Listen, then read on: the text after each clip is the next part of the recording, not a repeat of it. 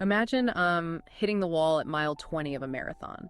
Like your muscles are just screaming. Oh yeah, your lungs are burning and your brain is basically, you know, actively begging you to just stop moving. Right, exactly. Now, I want you to imagine pushing through that physical barrier, but knowing you also carry the cognitive and emotional weight of global leadership on your shoulders. Which is just a staggering thing to think about. It really is. So welcome to today's deep dive. We're looking at a pretty fascinating stack of reports documenting a unique athletic feat, specifically Maulana Hazir Imam finishing the London Marathon on April 26th, 2026. Yeah, and our mission today is to really look past the finish line, to understand what this level of physical endurance actually tells us about the mechanics of leadership. Because it's a striking juxtaposition, especially when you look at the stats from this race. Right. It wasn't just like a casual jog to cross the finish line. He actually clocked a personal best time. Oh, wow. A personal best. Yeah, and this was actually the capstone of a recent Triple Crown of racing. So he ran the Berlin and Chicago marathons consecutively before even tackling London. Wait, consecutively? I mean, I struggled to find the time to train for a local 5K. Most people do. So I have to admit, I struggled to understand the logic here. If you are already managing the relentless stress, the decision-making, the travel schedule of global leadership, why deliberately add extreme physical exhaustion to your plate? It's a great question. Like, doesn't training for 3 major marathons drain the exact energy you need to lead? It seems counterintuitive, sure, but physiologically and honestly psychologically, it actually expands your capacity. Expand it how? Well, think about the mechanics of distance running. You are constantly managing lactic acid buildup, right? Okay. And you're carefully rationing your depleting energy reserves over several hours. Right. That physical regulation directly mirrors how a leader has to manage decision fatigue and cognitive load over a decades-long tenure. Okay, so by training the body to endure, you're essentially like training the brain to pace itself. Precisely.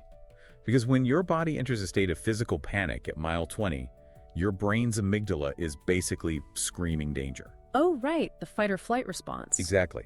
So by forcing yourself to stay calm, maintain your stride, and execute your race plan, you are literally strengthening the neural pathways that regulate stress. That is fascinating. Yeah, that ability to override immediate panic for a long-term goal, that's the exact neurological muscle required for crisis management on a global scale. That makes total sense internally, building that mental armor. But that makes me wonder, why do this in the London Marathon? What do you mean? Well, it's one of the most public, heavily scrutinized arenas in the world. If it's just about internal discipline, you could run 26 miles on a private track.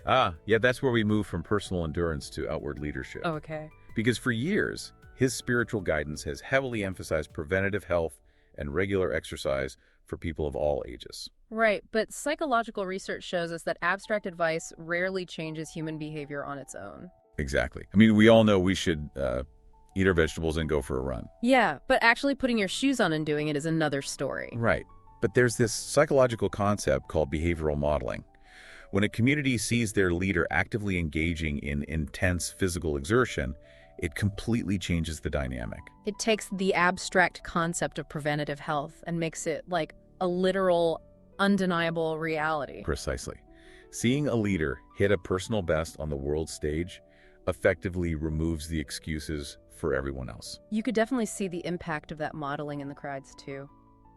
Looking through the accounts of the day, the sheer volume of Jamati members lining the streets of London was just incredible. It really was. It turned a massive public event into this incredibly intimate, vibrant show of community support. Which is beautiful. Yeah, it transformed a solitary athletic endeavor into a shared communal experience. And, choosing London specifically is significant too. Because it's such a major race? Well, yes, it's recognized as a pinnacle of human endurance, but it's also one of the largest global fundraising platforms on the planet. Oh, that's a really good point. So participating in that specific race is a powerful statement of solidarity with broader communal well-being and global causes. It really reframes the whole concept of how a leader communicates. Sometimes a 26.2-mile run speaks way louder than a podium speech. It certainly does. And it leaves you with a pretty challenging thought to end on. We started by talking about the struggle to fit a simple jog into a normal work week. Right. But if someone carrying that level of global responsibility and cognitive load can systematically carve out the discipline to conquer 3 consecutive marathons, what hidden reserves of endurance might you be able to tap into for your own personal finish lines?